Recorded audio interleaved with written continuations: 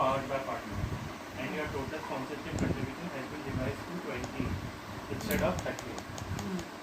As per the updated agreement, the remaining 5,000 is yet to be received, and we kindly request you to process the balance earliest at your earliest. Since the full sponsorship amount required for the powered by designation was not provided, we regret to inform you that we will not be able to extend the powered by partner status to which we graduated, and however we truly value your contribution for us as a supportive partner and look forward to successful collaboration. Party